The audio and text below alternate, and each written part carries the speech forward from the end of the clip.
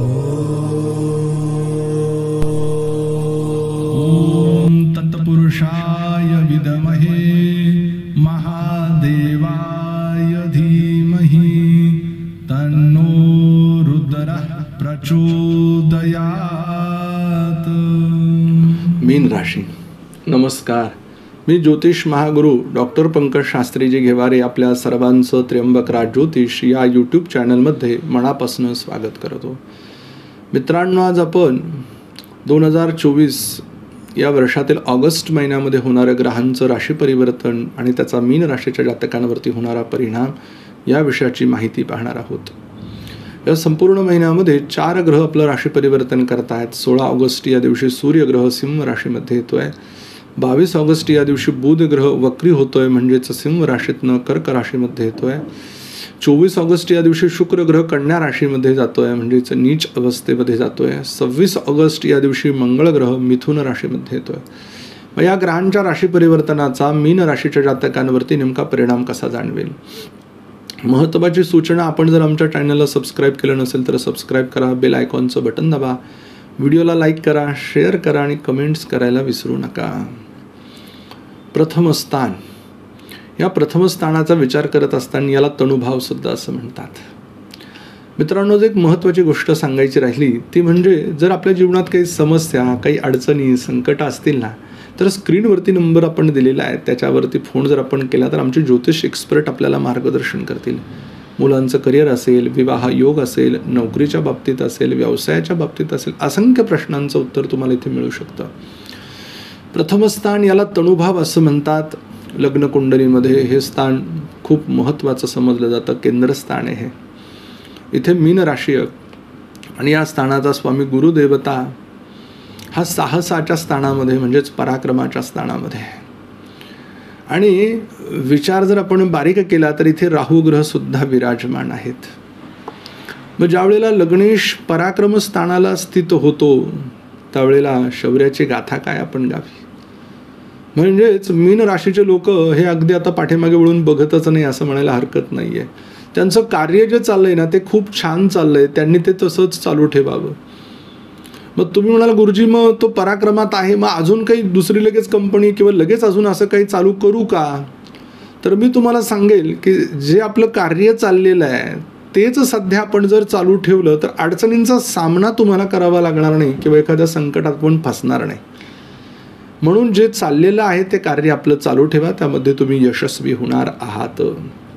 नवीन कल्पना डोक्यात येतील, पण मग त्या कल्पना आपल्याला आपला एखादा लहाना भाऊ सांगेल, शेजारचा आजूबाजूचा सांगेल, आपली बहीण सांगेल की दादा पण हे असं नाही असं चालू करूया.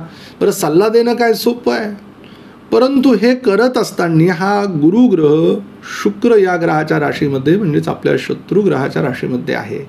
त्यामुळे चाललंय ते चालू ठेवा, त्यात काही बदल करू नका. द्वितीय स्थान, या द्वितीय स्थानाला धनस्थान असं म्हणतात. या स्थानाचा स्वामी साहस स्थानातनं 26 ऑगस्टला निघून पुढे तो सुखस्थानामध्ये जाऊन विराजमान होणारे म्हणजे चतुर्थामध्ये, म्हणजे धनस्थानाच्या पराक्रम स्थानामध्ये जाणार आहे. लग्न कुंडलीच्या पराक्रम स्थानातनं बघा किती चांगला योग आहे. मंगळ म्हणला की शक्ती आहे, उत्साह आहे, अफाट काम करण्याची शक्ती आहे. धनाची या महिन्यामध्ये अडचणच तुम्हाला येत नाही, ही गोष्ट लिहून ठेवा. फक्त विचारपूर्वक धन आपण खर्च केलं पाहिजे. आर्थिक जे संकट आहेत ते दूर होणार आहेत या महिन्यामध्ये. कामाचा ओघ, उत्साह वाढणार आहे.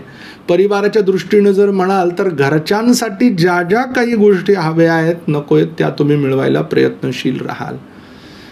घरातल्या मुलांचं शिक्षण तर पूर्ण कराल, परंतु आपल्या बहीण भावाला सुद्धा तुम्ही मदत कराल. याचा अनुभव, याचा प्रत्यय तुम्हाला या महिन्यात येणार. वाहन घेण्याचा योग आहे. याचबरोबर एखादा छोटा मोठा व्यवसाय उभा करण्याचा योग सुद्धा तुमच्या पत्रिकेला आलेला आहे. चतुर्थ स्थान, या चतुर्थ स्थानाचा आपण विचार करत असताना इथे मिथुन राशी आहे आणि या स्थानाचा स्वामी बुध ग्रह हा सिंह राशीतनं कर्क राशीमध्ये आलेला आहे आणि मंगळ हा ग्रह 26 ऑगस्ट रोजी पराक्रम स्थानातनं चतुर्थात आलेला आहे. बघा, गुरुमंगळ युती आहे, शौर्याच्या ठिकाणी आहे. तुमच्या शौर्याला, तेजाला तडजोडच नाही आहे. ज्या गोष्टीवर हात ठेवाल, जे कार्य कराल ते पूर्ण होणारच आहे. मग जे काही महत्त्वाचे निर्णय घ्यायचे आहे, आता गरज पडली जे गुरुजी सुरूच करायचं आहे काम, तर मग 26 ऑगस्टात सुरू करून घ्या. पण खूप काही मोठी अशी गुंतवणूक तुम्ही फक्त टाळा. जेवढं शक्य असेल तेवढंच करा. कर्ज काढून सण साजरा करायचा नाही. मग चतुर्थेश हा पंचमामध्ये आलाय, म्हणजे चतुर्थेशाच्या धनस्थानामध्ये आलेला आहे. केंद्रस्थान म्हणजे विष्णूंचे स्थान आहेत, आणि त्यानंतरचं येणारं प्रत्येक स्थान केंद्रानंतरचं हे लक्ष्मीचं स्थान आहे, धनाचं.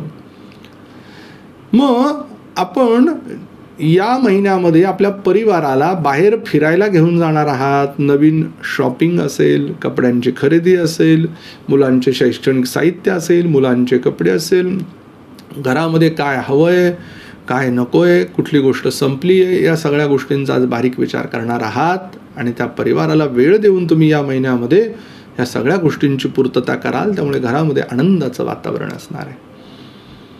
सुखाच्या दृष्टीने जर म्हणाल तर हा महिना स्वतःपेक्षा आपल्या संततीसाठी तुम्ही चांगला देणार आहात. पंचमस्थान, इथे तर बुध ग्रह आले. मुलांचे राहिलेले विषय सुटण्याचा योग आहे. देवतेविषयी श्रद्धा निर्माण होण्याचा योग आहे. वाईट मार्गांपासून दूर जाण्याचा योग आहे. त्याचबरोबर तुम्ही या महिन्यामध्ये जर काही विचार करताय की गुरुजी मी शेअर मार्केटचा, लॉटरीचा किंवा मग अजून काही विचार करू शकतो का, तर या महिन्यामध्ये तुम्ही ते करू शकतात. त्यामध्ये तुम्ही यशस्वी व्हाल. फक्त 22 ऑगस्टच्या नंतर हा विचार करा. षष्ठ स्थान, या षष्ठ स्थानाला रोगस्थान म्हटलं गेलेलं आहे, आणि इथे सूर्यग्रह आलेला आहे. बघा, सूर्य तेजस्विता आहे, आरोग्य आहे त्याच्याकडे. सूर्याचे किरण जरी अंगावर पडले, सूर्यनारायण जरी आले, तरी उत्साह, चेतना निर्माण होते की नाही प्रत्येकाच्या जीवनामध्ये. तसंच मीन राशीचे सगळे रोग पळवून लावणार आहे. म्हणजे आतापर्यंत ज्या ज्या अडचणी, थोडंसं चाललं पाय दुखेल, पाठ दुखेल, हाडांचे विकार, पोटाचे विकार, पोटात गॅसेस होणे, अनेक विकारांना सामोरे जात होतात. आता एक गोळी सुद्धा या महिन्यात घ्यावा लागणार नाहीये तुम्हाला. सरकारी नोकरीचा चान्स आलेला आहे. पूर्वी परीक्षा दिली होती, त्यामध्ये तुम्ही यशस्वी होणार आहात. मातुल घराण्याचं सहकार्य, नोकरांची मदत, हाताखालच्या लोकांची, मित्रांचं सहकार्य, बापरे खूप आनंद आहे तुमच्यासाठी. सप्तम स्थान, इथे शुक्र केतू युती आहे, आणि शुक्र नीच राशीमध्ये गेलेत. म्हणजेच काय, विवाह करताय परंतु विश्वास डोळे झाकून ठेवू नका. समोरच्या व्यक्तीचं चारित्र्य बघा. जी मुलगी बघितली तिला खरोखर लग्न करण्याची इच्छा आहे का? जो मुलगा बघितलाय त्याला खरोखर लग्न करण्याची इच्छा आहे का? आपली फसवणूक तर होत नाहीये ना? ही गोष्ट खूप महत्त्वाची आहे. पती पत्नीमध्ये छोटंसं संशयाच्या भूतावरनं वाद निर्माण होतील. तर मी त्यांना सांगू इच्छितो, हा महिना विश्वास ठेवण्याचा आहे घरामध्ये, आणि ज्यांना नवीन लग्न विवाह करायचे आहेत त्यांनी विचारपूर्वक करावेत.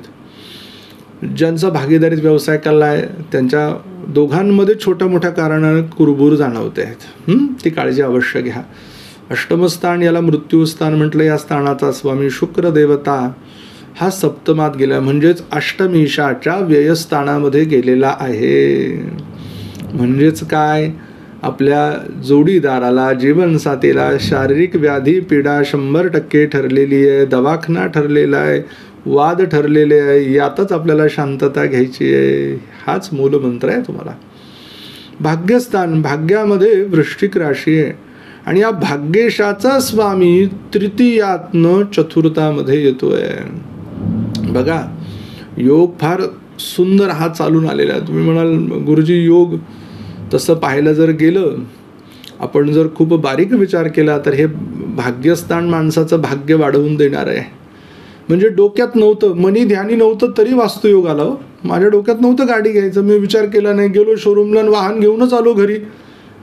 या गोष्टी अचानक पद्धतीने तुम्हाला सुख देऊन जाणार आहे. दशमस्थान, दशमामध्ये धनुराशी आहे, आणि या धनुराशीचा स्वामी गुरुदेवता हा पत्रिकेमध्ये तृतीय स्थानामध्ये म्हणजेच पराक्रम स्थानामध्ये गेलेला आहे. म्हणजे दशमेशाच्या षष्ठामध्ये. हाताखाली जे कामं करता यामध्ये लोकांची संख्या वाढेल.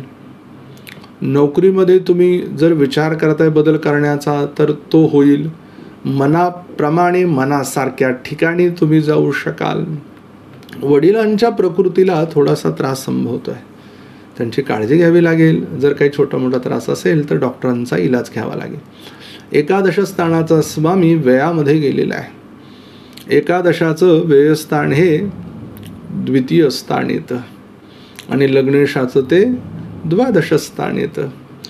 मग आता लग्नेश व्ययात जातो म्हणजे जे मदत सहकार्य करतात ना, दुर्बुद्धी सुचते, कोणाला तरी पैसे उसने देऊन टाकतो आणि मग 10 चक्रा मारत बसतो. त्यापेक्षा उधारी देणं बंद करा. वेश व्ययात आहे. बाहेर परदेशात जाणं, स्थित होणं, तिथने लक्ष्मी कमवणं, पैसा कमवणं, परिवाराला मदत करणं, सहकार्य करणं, ही भूमिका तुमच्यासाठी योग्य राहील आणि पुढे जाणारी असेल. आपल्यासाठी शुभ अंक 4 आहे. शुभ रंग आकाशी आहे. कुठल्या दिवशी चांगल्या कामाची सुरुवात कराल? 15 तारीख, 16 तारीख, 21 तारीख आणि 22 तारीख आहे. अशुभ दिवस 10 तारीख, 11 तारीख, 25 तारीख आणि 26 तारीख आहे. आपल्यासाठी मंत्र देतो, त्या मंत्राचा आपण जप करा, नक्की आपलं कल्याण होईल. मंत्र आहे ओम दुर्गा देव्यै नमः. लवकर भेटू पुढील व्हिडिओमध्ये. तोपर्यंत सर्वांना नमस्कार.